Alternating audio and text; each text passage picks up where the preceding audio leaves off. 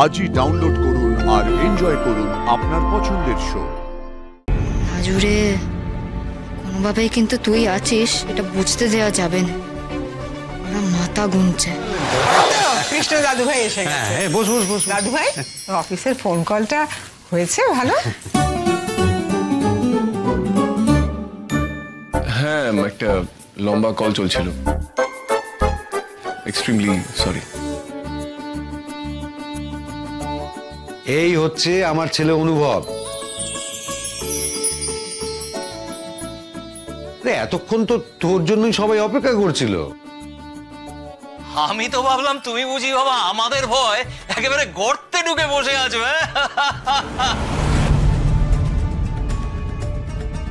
আপনারা তো কিছু খাচ্ছেনই না, সব যেমনকার তেমন পড়ে আছে। খেতে শুরু করুন, খেতে খেতেও তো কথা বলা যায় নাকি? আরে সত্যি তো, আপনারা তো কিছুই খাচ্ছেন না, সবাই মিলে হাত গুটিয়ে বসে রয়েছেন। তাহলে এক কাজ করি, আমি বরং হাতে তুলে দিই, তাহলে যদি আপনারা মিষ্টি মুখ করেন। হ্যাঁ না না বাবা, আমি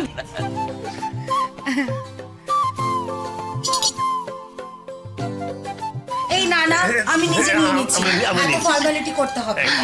আমি একটু চায়ের দিকটা দেখে আসছি। হ্যাঁ না না ছোট, তুই কথা বল, আমি দেখছি। মা কাম্মা তোমাদের যেতে হবে না, আমি আর অনু নিয়ে আসছি। অনু চ। আচ্ছা, তোমাকে একটা কথা জিজ্ঞাসা করব, তুমি অফেন্ডেড হবে না তো? না, বলুন। তোমার পোস্টিং তো কলকাতায়, মানে তোমার বাইরে যাওয়ার কোনো প্ল্যান নেই?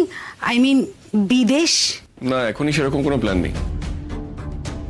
ও তো 4 বছর বাইরে ছিল, মিউনিক, তারপর এখানে চলে এসেছে। ওরে বাবা, জার্মানি, সে তো বিরাট ব্যাপার।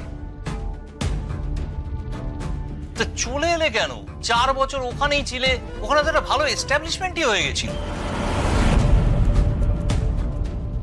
সে তো হয়েই ছিল, ওখানেও নিজের একটা অ্যাপার্টমেন্ট ছিল, আমরা গেছিলাম তো ওখানে। ফিরে এলে কেন? মানে লে অফ হয়ে গেছিল? অবশ্য কোভিডের সময় তো অনেকেরই চাকরি চলে গেছিল। আমি নিজেই চাকরিটা ছেড়ে দিয়ে চলে এসেছিলাম, দেশে ফিরতে ইচ্ছে হচ্ছিল তাই। আমার মেয়ের কিন্তু বাইরে যাওয়ার খুব ইচ্ছে আছে। ও বলে ওই হায়ার স্টাডির জন্য বিদেশ যাওয়াই সুবিধে। বাহ, খুব ভালো। আমার মেয়ে কিন্তু বাড়িতে হাত পা গুটিয়ে বসে থাকা হাউস ওয়াইফ হবে না। পড়াশোনা শেষ করে ও চাকরি করতে চায়।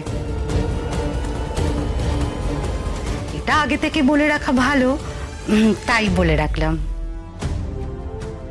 ওর আবার চাকরি করার কি দরকার? দেখুন, ভগবানের আশীর্বাদে আমাদের কিন্তু কোনো কিছু কম নেই। ওকে কেন চাকরির চাপ নিতে হবে?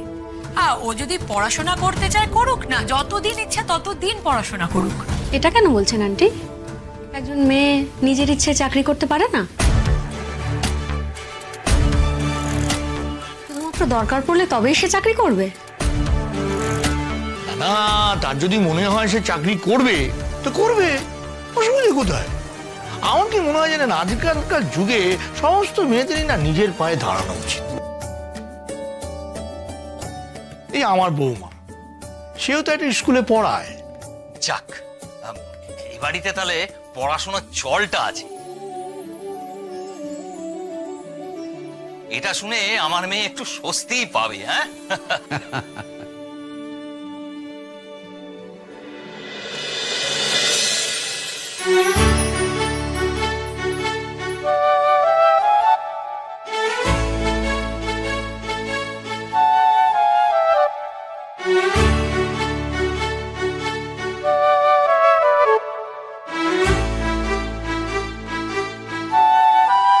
মিষ্টিটা ভালো না?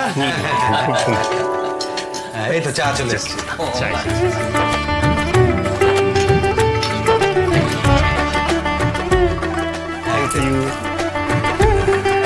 Thank you. আচ্ছা, কিছু মনে করবেন না, আমরা শুনেছিলাম, মানে আপনারাই বলেছিলেন কয়েক মাস আগে ওর বিয়ে নিয়ে কিছু একটা মিস আপ হয়ে গিয়েছিল। তা কি হয়েছিল এক্স্যাক্টলি?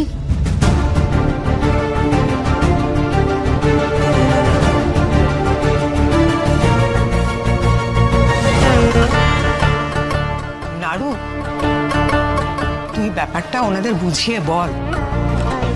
সত্যি তো ওনাদের তো পুরো ঘটনাটা জানা দরকার। কি বলবো, মানে মানে খুবই আনফর্চুনেট। মানে ওই একটা ব্যাপার ঘটে যায় আর কি। মেয়েটাকে আনলে বেশ হতো, কিটকেলের বউ দেখা হয়ে যেত আমার। বিয়ের সময় তো আর আমি এখানে থাকবো না, ততদিন আমার বিদায় করে দেবে এরা। তবে কিটকেলের সঙ্গে যার বিয়ে হবে তার কপাল একেবারে পোড়া।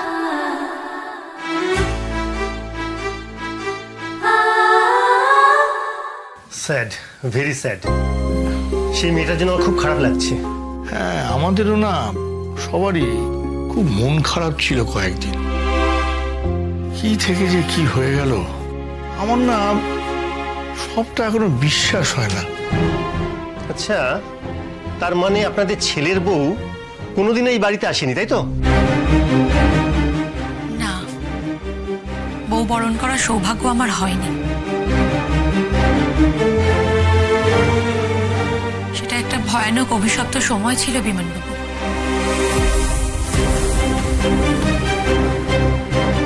বড্ড কষ্ট, বড্ড যন্ত্রণাদায়ক। আমরা যে কি করে সেই সময়টা কাটিয়েছি সেটা শুধু আমরাই জানি। আর আমার ছেলেটা, সেও বড় একটা শখ পেয়েছিল। সেই জন্যেই আসলে ওই অভিশপ্ত সময়টা পেছনে ফেলে রেখে এগিয়ে যেতে চাই বলে আবার আমাদের ছেলের ভালো করে একটা বিয়ে দিতে চাইছে। বুঝতেই পারছি, আমরাও তাই কথাবার্তা এগোনোর জন্যই চলে এলাম।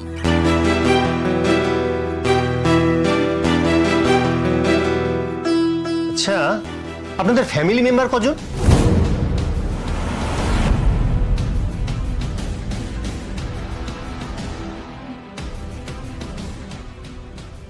ফ্যামিলি মেম্বার মানে এই এই যে আমরা আমরা সবাই।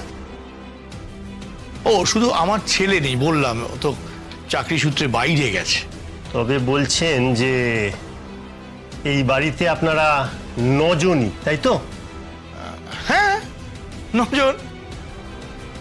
মানে আপনার কন্যা আমাদের এই ফ্যামিলির 10ম মেম্বার হবে।